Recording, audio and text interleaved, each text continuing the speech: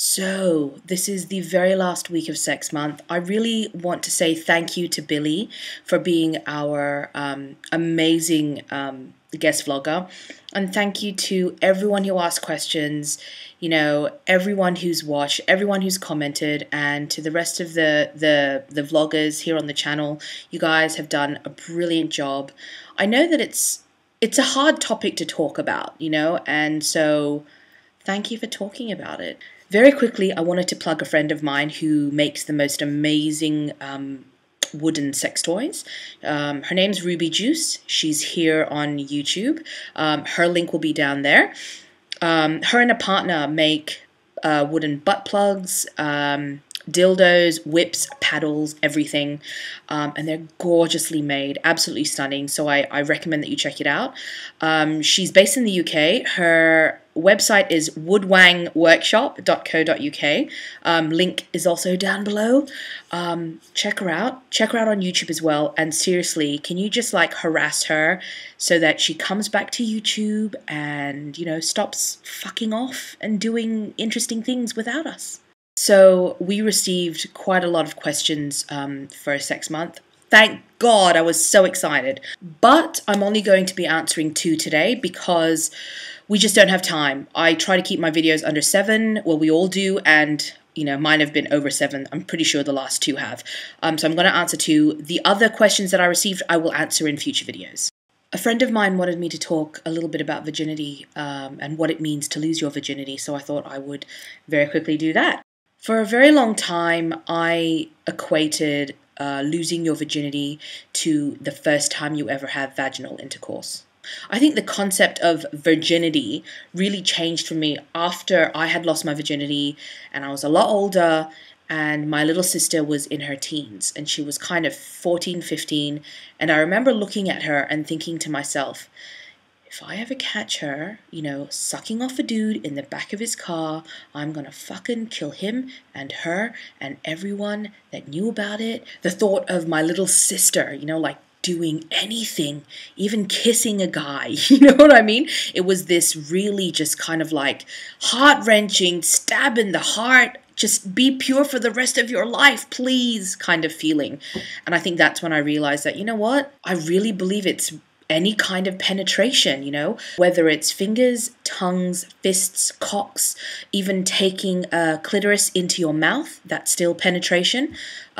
Any kind of penetration that involves the genitalia, to me, that is what sex is. I do believe in the possibility of losing your virginity in an emotional way. I do think that you can, the first time you ever let someone in, really let them get to know you and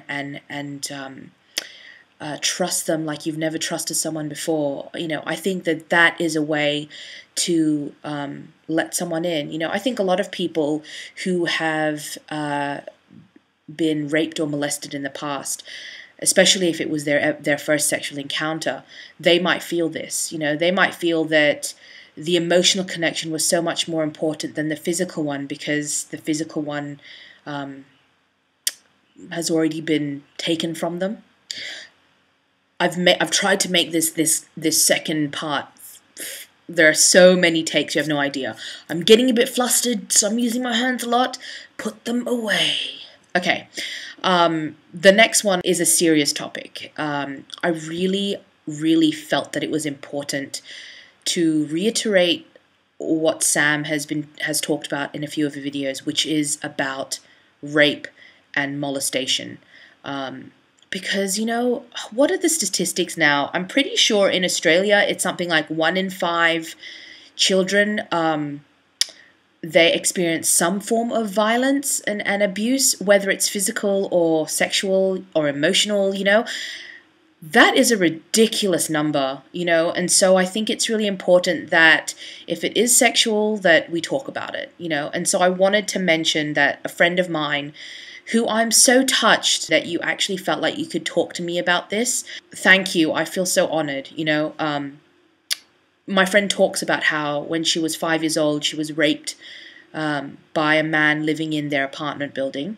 And for a long time after that, she was quite destructive, self-destructive, and she didn't know whether or not she was straight or bisexual or gay. You know, she slept with a lot of different people, trying to figure out what she was. And she found herself being kind of like semi-attracted to older men, but also kind of really, really hated men. And, you know, she understood what was going on, but it was just really hard to accept. She also mentions her partner, who she's been with for something like, 5 years or something, who she met when she was very young as well.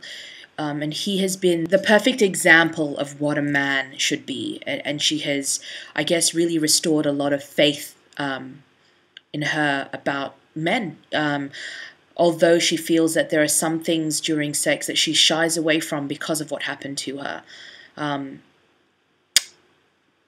Yeah, I don't even know where to start. I guess I just wanted to say that in the spirit of, being the real Volution and being a place where I want to be able to share things with you, I do want to very quickly, because not a lot of people know about this, very quickly share my experiences. Because when I was 8, I was also molested. I only, I remember it happening once, but then there are these kind of recurring memories I have of other things happening, and I don't know if I made them up or if they're real, but it did happen once. So I know, I understand. I really do. But it doesn't own me, and it hasn't for a very, very long time. It doesn't burden me anymore. It is a very sad part of my history. It's there, but it's history. And I just wanted to really mention that, I think that sex is this wonderful thing, but it can be this horrible, horrible thing for other people where it, it takes away their identity and it takes away so much control and self-worth and so many different things, and I think that it's so important for us to mention that I celebrate sex every day because I have this amazing sex life now, and I have for a long time. But there are people out there who have these histories just like me, but who aren't over it, who are still burdened by it every day. And so I guess I wanted to mention that, it's important for us to remember that, God, I really don't know. I kind of feel bad for finishing off with such a downer, but I guess this was the most important thing, so it had to be said. Fuck. I haven't told my parents, so I hope that they never ever watch this. I've told my older sisters, and a lot of my friends know. I'm quite open about it now. But I really I beg of you, if it ever has happened to you, I hope that you're not keeping it in. I think that the fact that it is such a burden is because people keep it in. I think it's so important to talk about it. There are so many people you can call now. In this day and age, you do not have to keep it in. Talk to a stranger on the other end of a phone. One of those helplines, just talk to someone. Get it off your chest. It's amazing how that feels. I